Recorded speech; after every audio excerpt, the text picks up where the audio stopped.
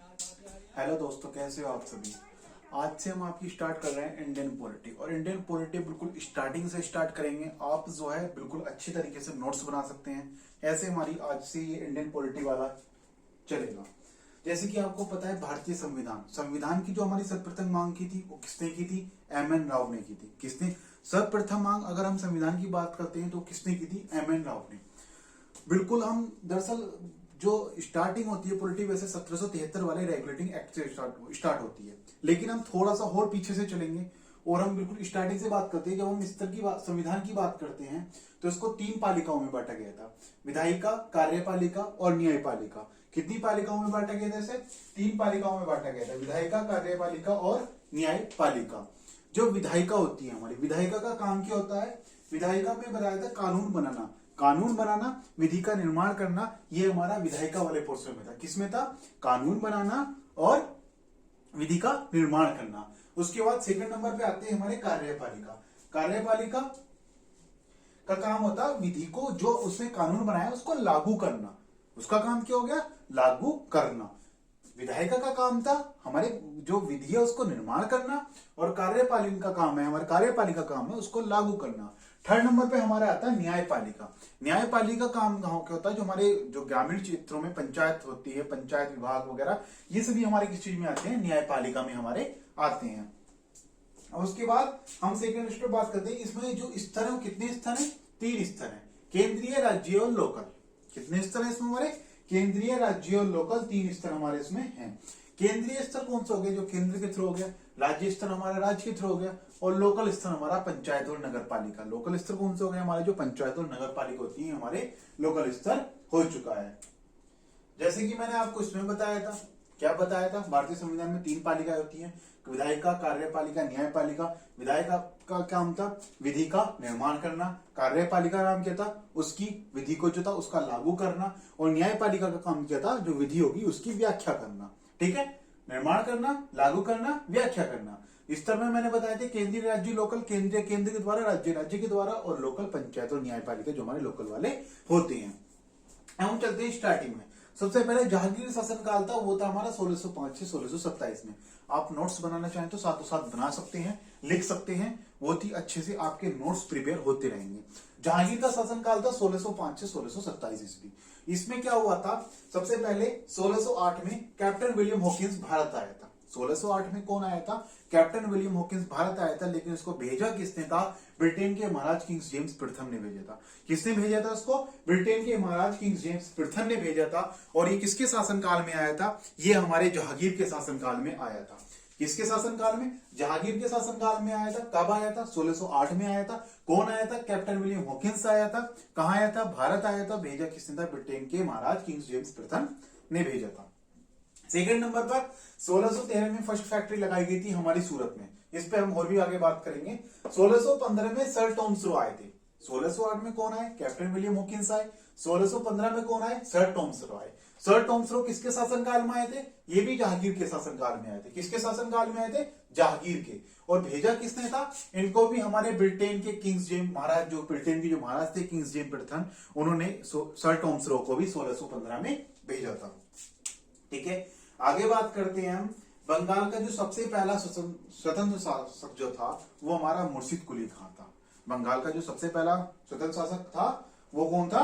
मुर्शिद कुली खां था। दरअसल यहाँ सिस्टम क्या हुआ पूरा, यहाँ पे जब हमारे जहांगीर वगैरह, ये मतलब जहांगीर में क्या था? 1608 में कैप्टन विलियम हॉकिंस आ गए थे। 1615 में आपके सर टॉमस रो आ गए। फिर जो बंगाल का सबसे पहला स्वतंत्र शासक कौन था? मुर्शिद कुली खां था, 1713 से 1727। इसने कार्य क्या किया था? बंगाल की राजधानी को मुर्शिदाबाद रखा था, स्थानांतरित किया था। मतलब बंगाल की राजधानी को जो मुर्शिदाबाद स्थानांतरित किया था, किसने किया था आपका? वो आपके मुर्शिद कुली खां ने किया था। किसने किया था? मुर्शिद कुली खां ने किया था। सेकंड नंबर पर बात करते हैं फर्रुख सियर। फर्रुख सियर आए, मुर्शिद कुली खां के बाद कौन आए? फर्रुख सियर आए। इन्होंने एक कार्य किया था। क्या किया था? कर मुक्त व्यापार कर दिया। इन्होंने अंग्रेजों से कहा दिया था कोई भी कर वगैरह नहीं होगा, कर मुक्त व्यापार कर दिया था। जिससे अंग्रेजों को बहुत ज्यादा ढील वगैरह मिल रही थी। लेकिन इनके बाद आए हमारे सिराजुद्दौला। सिराजुद्दौला ने क्या की, कलकत्ता की किलाबंदी की और उसमें अंग्रेजों को बंद कर दिया था। 1756-57 का ये सीन था। उसी चीज से होकर 1757 में हमारे प्लासी का युद्ध हुआ। प्लासी का युद्ध कब हुआ? 1757 में हमारा प्लासी का युद्ध हुआ। किस किस के बीच हुआ था? रॉबर्ट क्लाइव और सिराजुद्दौला के बीच हुआ था प्लासी का युद्ध। बहुत इंपोर्टेंट क्वेश्चन है, काफी एग्जाम में आपका आता भी है कि प्लासी का युद्ध कब हुआ था। प्लासी का युद्ध हमारा 1757 में हुआ था। कब हुआ था? 1757 में। लेकिन किस किस के बीच हुआ था? काफी बार अब जो है, जो हमारा एग्जाम पैटर्न हो गया है काफी मॉडर्न हो गया है। जो क्वेश्चन अब वो बहुत एडवांस में क्वेश्चन पूछते हैं। अब लोग, हमें पता था प्लासी का युद्ध हम याद करके चले जाते थे 1757 में है, फिर वो पूछ लेता था कि 1757 में जो हमारा प्लासी का युद्ध हुआ था वो किस किस के बीच हुआ था। हम तो याद करके गए कि प्लासी का युद्ध हमारा 1757 में हुआ है, लेकिन उसने क्वेश्चन यही दे दिया कि 1757 में हमारे प्लासी का जो युद्ध हुआ था वो किस किस के बीच हुआ था। तो वो हमारा रॉबर्ट क्लाइव और सिराजुद्दौला के बीच हुआ था। किस किस के बीच हुआ था? रॉबर्ट क्लाइव और सिराजुद्दौला के बीच। उसके बाद प्लासी के युद्ध के बाद हमारा आता है बक्सर का युद्ध। किसका युद्ध आता है? बक्सर का युद्ध 1764 में। 1764 में जो बक्सर का युद्ध हुआ था, हमारे इंडिया की तरफ से 3 थे। भारत का मुगल बादशाह शाह आलम द्वितीय, मीर कासिम और सुजाउद्दौला। याद रखना, ये सिराजुद्दौला है और ये सुजाउद्दौला है, ये 3 थे। और अंग्रेजों की तरफ से कौन था? हेक्टर मुनरो था। कौन थे अंग्रेजों की तरफ से? हेक्टर मुनरो था। और वहां पर जीत भी किसकी हुई थी? हेक्टर मुनरो की जीत ही हुई थी। तो इससे क्या हुआ था, जब हमारे बक्सर का युद्ध हुआ, फिर 1764 में बक्सर के युद्ध होने के बाद 1765 में आपकी हो गई इलाहाबाद की संधि। अब इलाहाबाद की संधि जब हो गई तो उसमें क्या हो गया, यानी कि अंग्रेजों ने पूरे बंगाल पर कब्जा कर लिया। अब पूरे बंगाल पर अंग्रेजों ने क्या कर लिया? कब्जा कर लिया, क्योंकि इलाहाबाद की संधि में यही चीज हमारी रखी गई थी। उसके बाद 65-72 में बंगाल में क्या हुआ? द्वैत शासन हो गया। जब अंग्रेजों ने भी बंगाल पर कब्जा कर लिया, फिर तो उनकी मनमर्जी चलने वाली है। उन्होंने क्या कर दिया? द्वैत शासन लागू कर दिया। भी द्वैत शासन था क्या? इसका मैटर क्या था द्वैत शासन का? द्वैत शासन में क्या था कि पहले वो टैक्स देते थे, एक सरकार को टैक्स देते थे। लेकिन अब क्या बात कर दी गई, उन्हें 2 टैक्स देने पड़ेंगे। पहला ईस्ट इंडिया कंपनी को, और दूसरा स्थानीय, जो भी हमारा स्थान का राजा था उसको भी टैक्स देगा। जो ईस्ट इंडिया कंपनी है उसको भी टैक्स देगा। ईस्ट इंडिया कंपनी को से कितना टैक्स देना पड़ता था? 81% ईस्ट इंडिया कंपनी को से टैक्स देना पड़ता था। तो ये जो हमारा बंगाल का द्वैत शासन था 65 से 72 के बीच, इसी को हम क्या बोलते हैं? भारत की लूट कहा जाता है। इसी को हम क्या बोलते हैं? भारत की लूट इसको कहा जाता है। ठीक है, ये आपका 1773 वाला रेगुलेटिंग एक्ट जो है उससे पहले का आपका पोर्शन हो गया। उसके बाद जब ये बंगाल में द्वैत शासन हमारा 1765 में आया था, 72 में इसका अंत किया था वारेन हेस्टिंग ने। किसने अंत किया था इसे? वारेन हेस्टिंग ने इसका अंत कर दिया था। तो ये आपका रेगुलेटिंग एक्ट से पहला वाला सारा मैटर ये आपको आ जाएगा। थोड़ा सा ये जो हम मॉडर्न हिस्ट्री की बात करते हैं उसका थोड़ा सा पोर्शन आ जाएगा।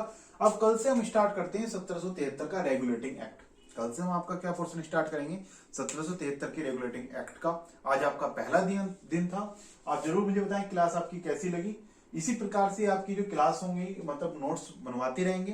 बाकायदा मैं बोर्ड पे लिख के लाऊंगा सारी चीज, जिससे आपको नोट्स बनाने में कोई तरीका ना हो, दिक्कत ना हो। और आपको स्क्रीनशॉट लेना है तो आप ले सकते हैं। धन्यवाद।